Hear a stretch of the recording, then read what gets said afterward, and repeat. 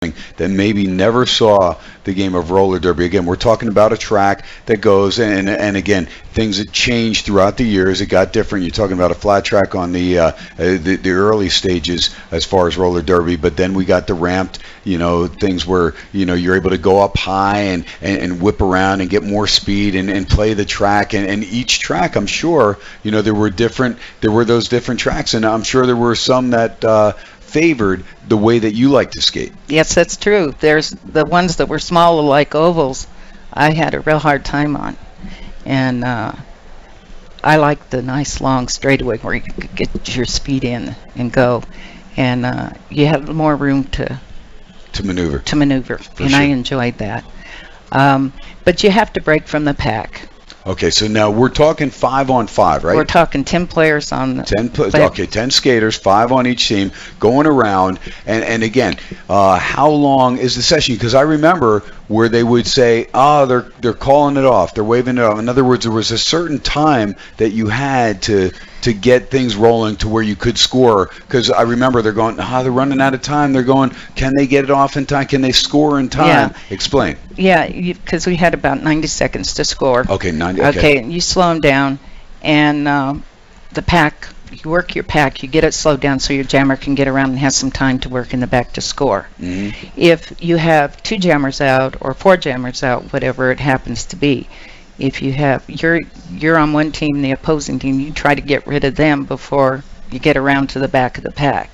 Sometimes you can, sometimes you can't. So the jammers would try to knock one another off and basically have a free run around the track to try and score points. Yeah, and if you had somebody that you really had a difficult time with, depending on which track you were on, sometimes your team players would bump somebody off in the pack so you could score. And if you'd score a couple, 2 or 3, if you're the lead jammer, you could call it off. And when we were playing, if the lead jammer you were doing fell, that, it was almost, you're going back, you touch your basically your hands to your hips right there. Yeah, you'd call it off, but you have to be the lead jammer. When I was skating, if the lead jammer fell, it was over. Okay, now, when the 10 are going around the track, can both teams score? I mean, explain that. Yeah, again, because I always wondered, how that's going to work and who's okay. So both teams are going around, and then you have a 90-second interval basically to where somebody's going to be able to score. Correct. Okay. And if you have one for each team, then you're working, and you'll try and pick them off, or you'll try to run somebody up. If you're in the pack, you'll try to. You're playing offense and defense at the same time. Oh yeah. And depending on what team, I mean, some teams were pretty tough. They like to play a little dirty. Well, and that's the thing. Now, as far as the rules, and again, of course, there are officials there, but, again, home teams getting a little preferential treatment because they want the fans to be pleased and enjoy their time there. But and I remember, I mean, there were some major rivalries, and I remember looking forward to the New York Chiefs, playing, certain teams and saying, okay, I can't wait till we play them again because this guy gave a dirty shot or this gal gave a dirty shot. Explain the rules as far as, how much you could get away with, suspensions, different things that came into play. And again, it's a pretty physical sport. I mean, there were some serious injuries, and you had a couple yourself. Yes, and, we had injuries. We tried to keep them to a minimum by staying in shape, and nobody ever deliberately went out and tried to break somebody's leg or anything like that. But we were physical and we were hard. We'd do things like holding, or they'd rub that resin in your eye so you can't quite see where you were going, things like that.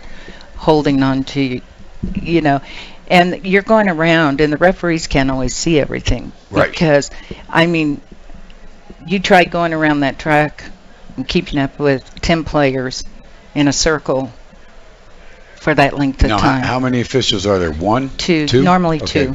Normally 2. And then we always had a physician there in case of an injury. Okay, now the officials, you have one watching the front and one watching the back. Is that the way it worked, or did they just kind of both?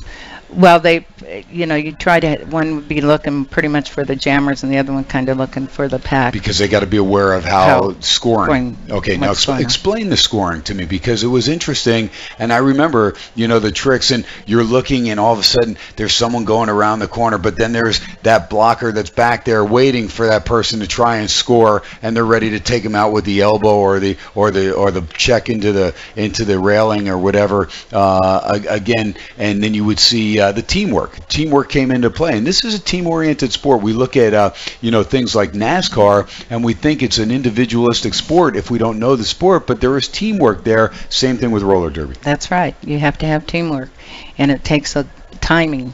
And if you catch somebody, if they get them drifting high in that corner. See, drifting. That's what I'm getting. As you look at the cars. Yeah, it's classic. How it is. So if you get somebody and I mean, after you skate with somebody for so long and you know the pace you're going, if you can get them to drift just enough, it'll give you that time where you can sidestep, go down, and right on around. Who was your favorite skater, team-wise, teammate-wise, that could help you out, or you could help them out, to where you kind of had that chemistry, to where you knew, and there's always that one person usually that you have that chemistry with, that you're able to work really cohesively with? The strongest person that I learned the most from was Judy Swinski.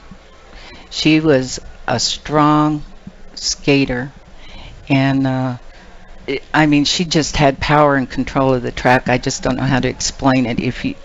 She just made everything look easy, and she worked hard with me, and she taught me a lot. Now, in those days, did they had like just a limited number of teams, and wouldn't it sort of be almost like barnstorming going around the country to many different cities? Would you skate like 3-4 times a week?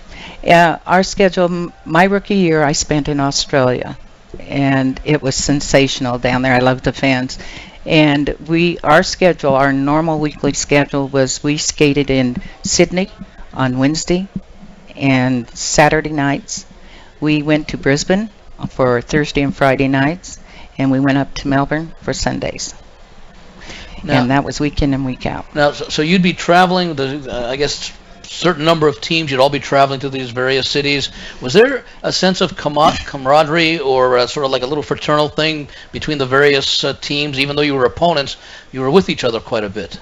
Well, basically, we all had different quarters. We didn't, they were over here and we were over there. We traveled on the planes together, and we traveled on the buses together, because there was, number one, the transportation wasn't that great back then. You didn't have, a whole lot of choice. There were people you liked and respected. Just like today, NFL players, they know each other. They respect them, but when they're on the field to win. And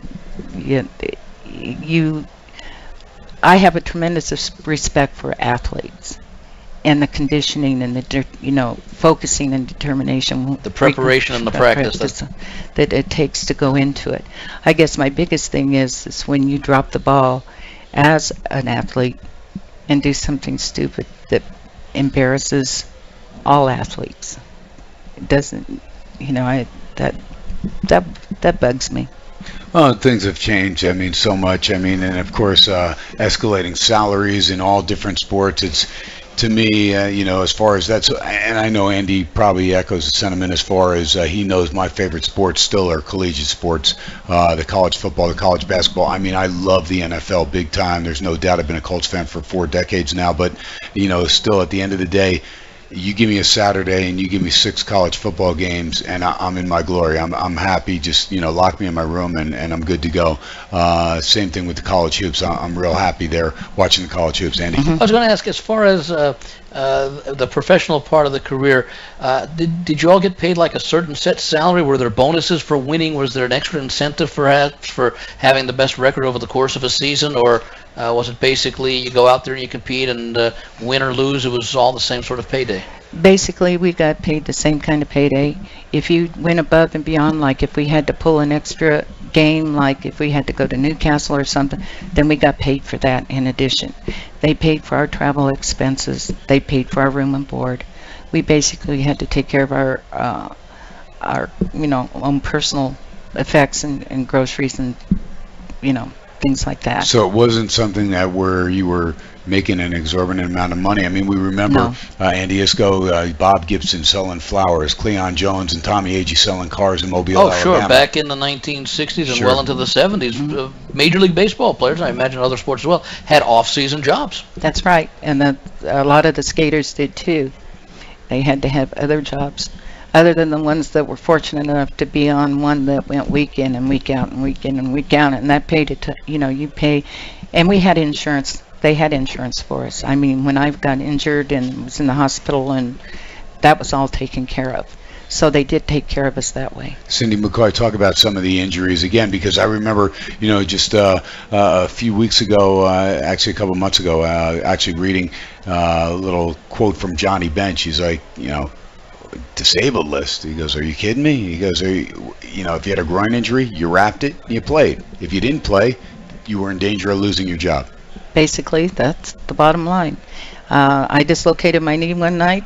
They popped it back in place, wrapped it up, and I kept right on skating. Good to go. Let's go, Cindy. Come on. You're out. You're in next shift. Let's go. You're jamming. You're As soon as the jamming. guys are off the track, you're back on. You're back on. We only have 5 of you here, and you got to be on that track. Okay. Now, ever co-ed, or was it men and women separated? Men and women were separated. Okay. I remember that, and I just, unless there was maybe some special thing that they were just doing promotional-wise, maybe just to give the fans a little special something. As I recall, the men and the women basically played the same game, the same rules, the same amount of time, the same the same scoring, etc. Was there a pay difference between men and women, or was it pretty much all the same because you were basically all out there the same amount of time? That I couldn't honestly tell you because I don't know what the men were getting paid.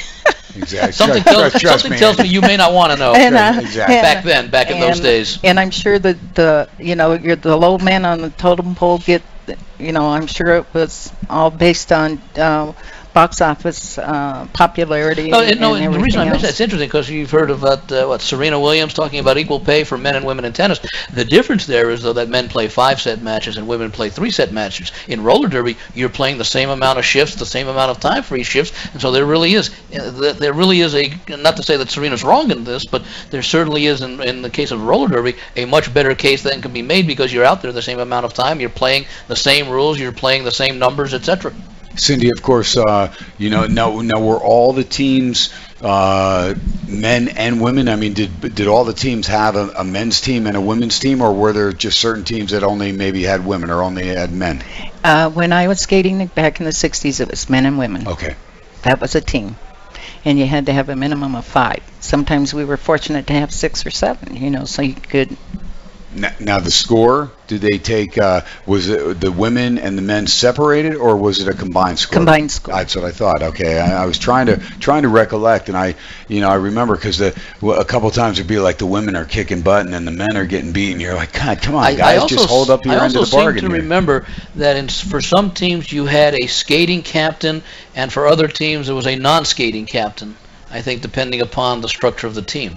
Well, it depended on the structure of the team and also the coach or captain. If they had sustained an injury, like John Hall sustained a tremendous injury before a game and had a broken neck, and he came back and he couldn't put on skates again, but he was still the coach. So they had somebody else there. So. Boy, I'll tell you, some of that broken neck. I mean, again, back in the day, what blows me away is all the technology that we have, Cindy, and we're coming up against it as far as we got about 2 minutes, about a minute and a half before break, and we'll keep you to the other side. But all the technology, and you see all these athletes now, and Andy and I look, and we see these baseball players, and you've got the setup guy, and now you got the closer and all these guys. And we remember back in the day, Tom Seaver, Larry Durker, Bob Gibson, Steve Carlton, guys like that. You came out to talk to them, and if you wanted to take the ball from them in the 8th inning, they wanted to knock you out if you were the manager. You're like, don't even think about it. I don't need no setup man. I don't need no closer. And they had a 4-man rotation. Now they got a 5-man rotation, and we're seeing more injuries today. Even all this technology that we have, I just don't see how the athletes are, it kind of blows me away just to where we are, you know, as far as so far ahead. We know the diets, we know the workouts, we know all these different regimens, but yet I look back and I don't remember so many injuries for the old-time athlete as I do the new guys. Well, a lot of our concussions and things that we had went unnoticed. Undiagnosed. Undiagnosed. I mean, you fall off and